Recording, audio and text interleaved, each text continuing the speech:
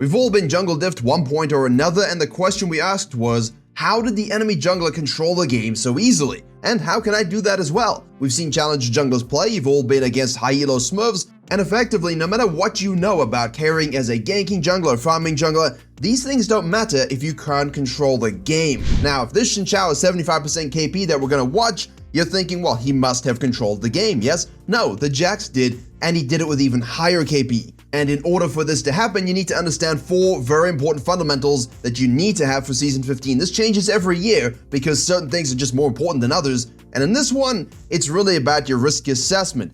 However, as you can see from the Jax finishing his full clear here, as the Xin Zhao does the same, both of them kind of don't have good risk assessment. They both die, 1 assist apiece, not the best start. You could understand as a jungler, part of the control thing was, look, I beat you 1v1 in the Scuttle Crab, let's go, I win. Well, then that would just be a snowball scenario. In this situation now, it changes up a little bit. How can the Jax basically take over a game against a very strong meta jungler, and even though Jax is great, he doesn't really have the same power. So what he does is, instead of worrying too much about, alright, look, top scuttle is available, Xin Zhao's gonna get there a little bit quicker because he died first, bottom scuttle is up, don't get distracted by the things that don't matter. And that is also part of your risk assessment. Hey, I could go for bottom scuttle, but then I risk losing my entire top side. I could risk going for the top scuttle, but then I might risk losing if top is prior, mid is prior, my mid is basing, whatever the variables might be. If there are too many unknowns, go for something that is known. In this case, a lower HP top lane champion. Go and kill her, make sure she dies. Take away something that the Xin Zhao could do. And this is how you battle control with other junglers. You see, the Xin Zhao knows this, sees this, recognizes this, understands that, hey, his respawns have already happened, so why don't I go ahead and sneak away the Raptor camp from the Jax, which he does. And then he decides to head to Virkayu.gg. Not only do I have a free jungle improvement resource, I also have a dedicated program with jungle video courses, jungle coaching, coaching classes, a jungle VOD library. We already have a lot of community VOD reviews and coaching classes for Season 15, sharing all the tips and tricks to reach new peaks in this season. All the fundamentals you need for right now are available in a ridiculous amount of hours for content tailored for your MMR so you can climb to reach your peak rank as fast as possible. So to hit your peak rank in Season 15 and jungle diff every game you play, head to the link in the description below or to Virkayu.gg. So now you can see the battle of control is very important, and a lot of these plays are straight from high elo challenger junglers' ability to recognize when they can stick their hand in the cookie jar and pull out the cookie before the Joker cuts their hand off, like Riot decides to cut out their quality control on their skins. And it's very important here as a second fundamental already to understand play around what the map gives you all the time. And that means if you need to give up this bottom scuttle as Xin Zhao crosses mid and you cross mid, you do it. But you have Blitzcrank with you. I see a lot of lower MMR junglers, mid MMR junglers especially, thinking, well, you know, Blitzcrank's there, I don't need a gank either. I'm gonna keep sequencing. Why? You've got the extra body with you, you've got the ability to push river control. Why would you give river control to the enemy jungler? That's not what the video is about. Play according to the map. And in this situation, as we jump back, you can see that Jax exerts exactly the same kind of situation. Instead of saying, hey, you know, I'm gonna skip out on the Scuttle Crab because it's level 1, no, you take it. You got Blitzcrank, you got the body. It forces the Xin Zhao to go into his jungle on the long side behind the wall of the dragon, which means you can gank bot lane, fist bot lane, kill bot lane. Isn't that nice? It's fun, yes? Yes, good. And now because you did that, your risk assessment thing from the first fundamental becomes very, very easy to use because you have time not to go back to base. The enemy jungler to spend time rotating to cover you from your gank will now finish off the quadrant, but if he goes back to base, he's gonna give up a lot of tempo on the top side. He's already down because of how the Jax played. The Jax also now could, in theory, go to his Grump and Wolves, but if he does that, then he is gonna give tempo back to the Xin Zhao. Do you follow here? Basically what the Jax is saying, look, I'm a camp behind in my sequencing. If I stop now to do that, I'm ruining the next play. So I'm gonna leave those camps up, go back to base and buy hugely. Now I'm gonna go to the top side, clear vision, prepare for grubs. Now, as I said, the risk assessment's pretty easy. However, the Jax decides, why not coin flip a little bit? And you know, that is a downside to not adhering to these fundamentals. The Xin Zhao here did exactly what we said for the second one. He's just letting the map come to him. He knows, hey, I haven't based, Jax has, I'm gonna play around the tempo I have in the lanes. Science stuck top lane, Zoe rotates over, Jax starts the grubs up. It ends up in a fight where they're just like, well, let's just kill the Ahri. Jax is forced to dish out. They end up way out of position, and of course the Jax will die here. Now you're thinking, well, if challenger junglers are making these mistakes, how is that okay? Well, it's not really okay, but also, the enemy junglers are also challengers, so there's this whole battle for them for jungle control. In your MMR, Master, Diamond, Gold, Iron 85, Silver 3, it doesn't matter. You guys will be able to destroy junglers because they're not going to respond like this. But how do we know you're not lying? Well, here's one graph on the left and here's another graph on the right. One low elo, one to get to diamond. Thirdly, now we need to shift our focus. The focus for the next fundamental is maintain your economy baseline. This is the biggest thing you can almost learn about the game at all. If you are having a terrible game or having a great game, if you stop gaining golden experience, you're gonna throw your lead. If you're behind and you stop gaining golden experience, you're gonna stay behind. In this particular case, the Jax has made a bit of a coin flip death at level 4. The Grubs was definitely like, well, I don't know where Xin Zhao is, I might as well go for it, instead of thinking, why don't I just let the map develop and let me see what the story is? And that's really tied together with the experience and gold baseline. The Xin Zhao now is farming, the Jax is farming. The Jax knows he needs to make sure that sequencing is relatively well done and he gets his Trinity Force. He wants a one item spike so that the next objective and fight that happens, he has a core advantage or is at least equal to the enemy jungler. And as you can see, he's able to do just that, get his item. Now the Xin Zhao obviously has a full sequence under control. You would have seen the Jax steal the Krugs away because he's busy doing the Grubs. Again, it was a little bit of a risk assessment. He stole the Krugs and did all of his camp. So now he's coming straight down to the bottom lane because he sees the Xin Zhao forcing in action. And it's about 11:30 here, and I love these kind of counter ganks at this moment, especially if you have adhered to everything so far, and even if you've made mistakes, and you're a little bit behind in your sequencing like the Jax is, your gold is still good, and because you understood that there was a moment in time where you just needed to farm up and catch up, you're able to get these 2 kills. You're able to take the RNG Scuttle, and you are able to snack up the Dragon. These are the kind of things we talk a lot about in terms of jungle fundamentals, because I've had people in live coaching where they're far behind, like 0-3-0, having a rough time, failing risk assessment, not letting the map come to them, but there's always an out, right? The third fundamental gives you that out. Baseline, control, while enemies make high risk plays, you let the map develop, you see what's going on, you find a gap, and you punch it. Exactly what the Jax has done here, but we're a long far away from winning. We've done the Dragon now. We've gone back to base, we're not in time to counter gank the top side. Fortunately, our Scion lives. And here's where a lot of junglers get quite confused. They're like, well, basically, third fundamental, keep going, yes? Sequence all the way down, gank bot lane again, try and shove a turret. Well, the Grubs are up. There's an objective spawning here. And if the map is saying, look, top's got prio, mid's got a decent prio in this situation, you've got vision control, if the Xin Zhao contests this time, he will lose, you might as well make sure you get them. Don't give them up. The Xin Zhao, on the other hand, he says, you know what, I see you got it, I'm gonna go to the bottom side. And this is exactly what you want from the Jax's perspective. Because of the way he's played, everything the Xin Zhao does now is basically option A or option B.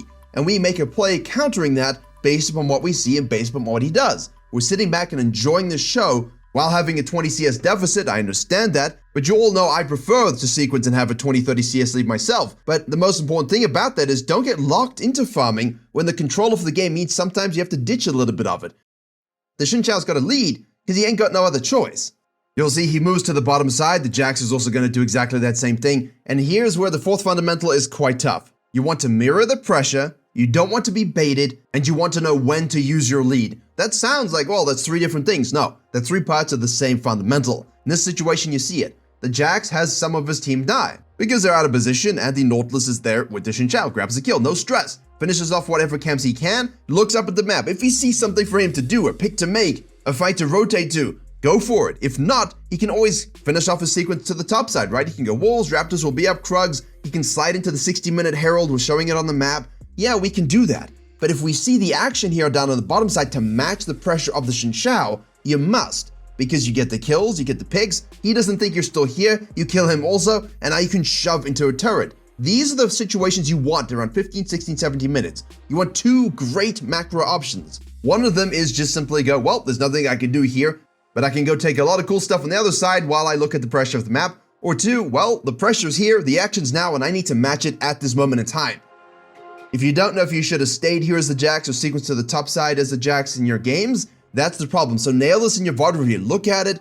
Think about the mid-game A or B option. Should I be matching here, or should I go and take a whole bunch of cool stuff somewhere else while they're busy fisting and fighting? And of course, it's worth noting, I've made a video on this years ago, literally at this point. I've been talking about it coaching for half a decade. The biggest difference between jungle div is if you do more terror damage than them. This is a rule that is frequently indicative of how good a jungler is at using their lead, because if you're fed and your laners are fed and you lose the game and you did 0 terror damage, hey, you probably could have pushed the map a lot sooner, which is why this fourth fundamental is so important and why the terror damage kind of plays into it. Now, Jax is going to go back to base. Xin Zhao's already gone back to base because he died. And I want you to watch how the Jax positions as we look at this game. The Xin Zhao makes a play in the mid lane. He obviously had that tempo advantage here coming out of base against his will. The Jax had to go back to base to buy a second item. You're not going to always be able to put out all the fires on the map. You don't always need to plug 100 holes. Plug the holes that are going to sink the ship. The ship can actually tolerate a few holes. So don't overreact to everything, and sometimes that means you just confirm your quadrant, watch, hold turrets, and let the game breathe a little bit. Here, he tries to rotate, he tries to use his 2-item advantage, but the Xin Zhao's in a decent position. It's just there's not much more we can do here from a PvP sense, so don't feel like you need to overcommit. Simply help, guide, shadow, whatever you want to do, and fall back to your camps, and of course, before that, the objective. If that Herald is looking juicy and fresh and tasty, please snack it. I see a lot of people still forgetting about it and not going back to the camps. I love farming too, but there's a difference between farming when you should be doing an objective, rotating to an actual fight instead of doing the objective, or as a lot of you do and laners like to remind us, doing the objective instead of rotating to the fight. There is no sort of one rule to rule them all in these situations. It's about you looking at the map and saying, right, what do I gotta do to get to the Nexus? What's the Jax pathing here? Is this what you would have expected? What do you do in these situations? Probably fall back to Krugs, right? Go back to base, do your bottom side quadrants. Why? Go to the Dragon? Yeah, sure, maybe, but why? Look to push the map and keep the pressure up, get the turret damage done, cut through their jungle, lay deep vision, counter jungle, make a pick. You see how he maintains control here of the map. Every time you fall back too far when you have the lead, like during your camps when you could do their camps, like doing a Dragon when you could do their camps, like doing their camps when you could just kill them and then do everything, that relationship is important. Why? Because a really fed team who's pushed up on the map here isn't going to need to worry about the enemy team just walking through them, walking through the jungle and doing a Dragon. You control the Dragon, so do it whenever it makes the most sense. And don't force it when you don't need to. Obviously here, this was a bit more risky. I'm trying to make a point. He overstays a little bit, but they fight their way in and out. He manages to leave. They take the Dragon, go back to base. Look at the map though. All red, beautiful, not really that eventful in terms of hardcore action and inting, just strategic controlling of the game. And if you're yelling into your monitor with the utmost passion, he should have used a Herald. No, that was not the right play here. We still have Atakan, we can get extra bonuses from it if it's Ruinous, but also there's just not a lot you could do there. The whole team was collapsing. We just wanted to push up a bit so we could fall back to the Dragon and reset. And again, watch what the Jax does in this moment. We go and move onto the map here. We catch the top wave and slow push it out so we can actually get some deep vision and push the map in a way that when Atakan's up, when Baron's up, we have the ability to set traps, set picks, and snack it up. But once he's pushed that out, he doesn't go back to his Krugs and full sequence down. He wants to maintain control for victory, especially if his team is also looking ready to go. A lot of times in low elo, you guys complain that your team died without you. It's because you're doing Raptors, because you're doing Krugs. Push a lane, move through the river, match your team, sync with your team, go into their jungle, same thing, deep vision, take their camps, force them to get so tilted and frustrated at being starved that they're gonna face check, they're gonna jump in for no reason, and then you kill them, and then you push the bottom turret, and now you're sieging already. And it's not even 23 minutes, no one cares about the Atakan because, again, as I said, you have control, and they're not able to walk through the map without killing anybody to sneak it away, because your whole team is there. Now, most junglers in the situation, most teams in the situation, might get too aggressive and trying to take that bottom inhib and, die, turret diving, give up the Atakan. This is where you need a little bit of that restraint and patience we mentioned. Simply do what you can till you're out of resources. If you can't punch through yet, that means, okay, look, we probably need a Baron. So let's retract, let's buy. Now we can maybe go and look to fight for the Atakan, just to give us some pressure to set up for the next Dragons and of course the Baron. We're not in a rush here. Now, of course, here you can do your camps, especially if you're waiting for your team. He does his Wolves just to wait for the sync up, wait for Sion to go top lane.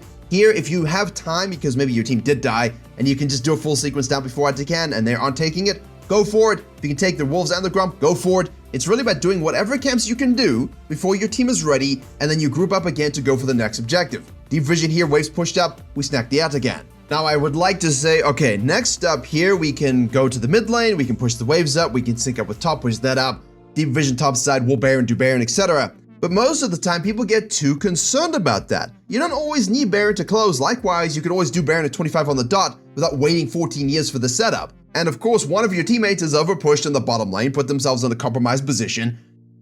You have a big-ass lead. Rotate, kill them all, and end the game. You don't need to always wait for the Baron or the Soul. And I think people get too addicted to these things because the mentality of the third and fourth fundamental here sort of open your eyes to a significantly higher pressure mid to early late game. And when you have that mentality shift and you're looking for these things with the advantages you've gotten from being the jungler in control, that, my friends, is when you not only have 85% KP and high farm, you destroy even good junglers, and the only way to do that on top of your great jungling is to have the best builds. So have a look at that one for some cool juice. Otherwise, learn how to farm by clicking that, because this Jax's farm was a little lacking even if he did catch up.